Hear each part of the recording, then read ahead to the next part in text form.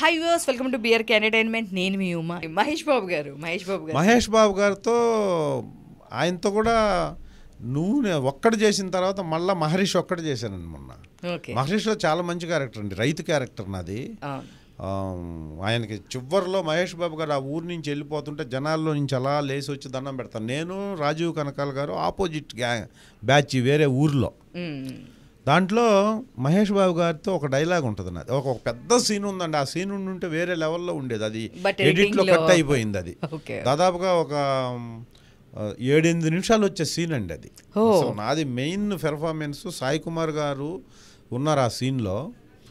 రాజీవ్ కనకాల గారు, నేను, సాయి కుమార్ గారు, అటు ఒక 200 మంది, ఇటువైపు 200 మంది, 2 ఊర్లు కలిసే ఒక బ్రిడ్జి పొలాచిలో చేసాం అది ఆ సినిమా.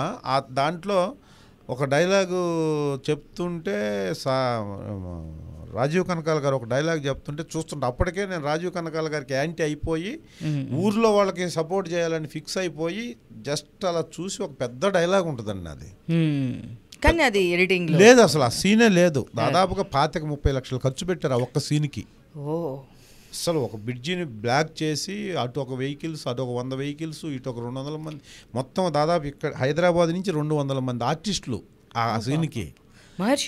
మహర్షి సినిమాకి సాయి కుమార్ గారు ఊరు, మా ఊరు జనాలు అటు పెట్టిన కెమెరా అంత దూరం కనపడ, మధ్యలో బ్రిడ్జి, అంటే బ్రిడ్జి కింద నీళ్లు వదిలితే ఆ ఊరికి నీళ్ళు వెళ్తే వ్యవసాయం చేసుకోవచ్చు. కాన్సెప్టే అది. ఇట్లా బ్రిడ్జిని చూపించి ఇలా లేపితే ఆ ఊరు జనాలు, అది పెద్ద ఎక్విప్మెంట్ పొలాచిలో. అసలు ఎంత పెద్ద సీన్, అసలు అద్భుతం ఆ సీన్. నేను డబ్బింగ్కి వెళ్ళి ఆ సీన్ లేదంటే నాకు ఏడుపు వచ్చింది లిటరల్గా. అంత సీను. అసలు డైరెక్టర్ గారు సాయి కుమార్ గారు అయితే లిటరల్గా, అరే దిల్, ఈ సీన్తో నీ దరిద్రం పోయిందిరా అన్నాడు. ఎందుకంటే ఆ డైలాగు ఒక ఎమోషన్ ఉన్న డైలాగు. అది లేదు సినిమాలో.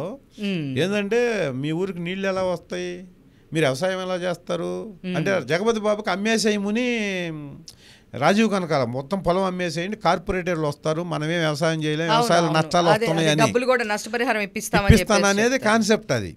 ఈయన అంటా ఉంటాడు. నాకు అర్థమైపోయింది వీడు విలన్స్ వాళ్ళతో అమ్ముడుపోయాడని. నేను ఒక్కడిని సిన్సియర్ అనమాట, కలిసే ఉంటాం మేము. అప్పుడు నేను ఆపోజిట్ అవుతాను.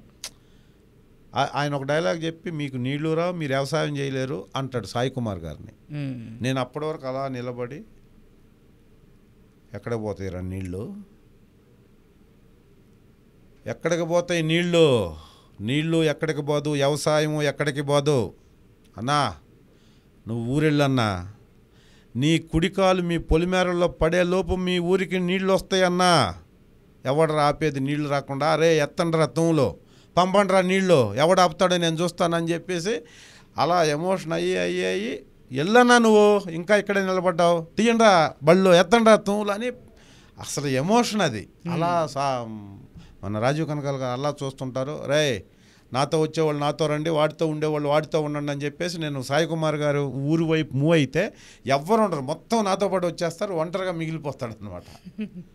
ఆ తర్వాత ఈ సాయి కుమార్ గారు ఈ జనాన్ని అంతా తీసుకొని మహేష్ బాబు దగ్గరికి వెళ్తే అక్కడ ఒక డైలాగ్ ఉంటుంది నాది.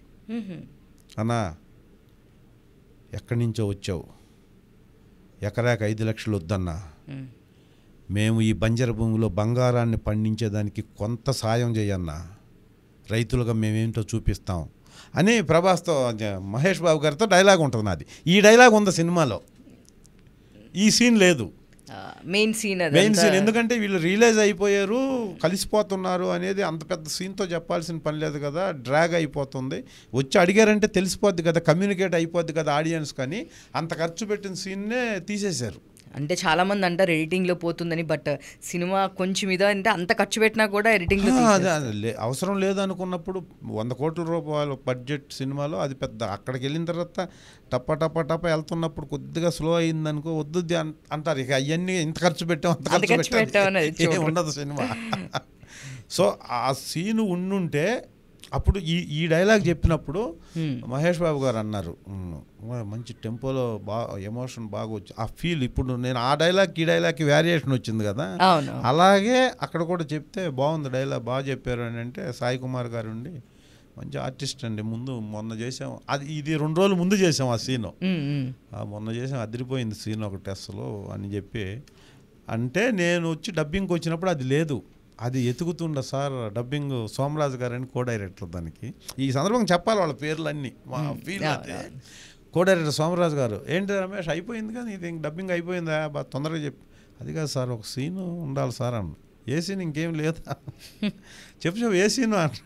సార్ అది బ్రిడ్జి మీద సీన్ అయ్యా లేదయ్యా పోయిందయ్యా అది. సాయి కుమార్ కూడా ఆయన కూడా అడిగాడు వచ్చేది ఆ సీన్ ఏదని.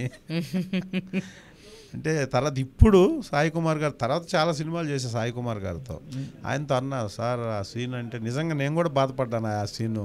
అంటే నాదేమి లేకపోయినా సినిమాకి పెద్ద ఇంపాక్ట్ వస్తుంది అనుకున్నాను ఆ సీన్కి.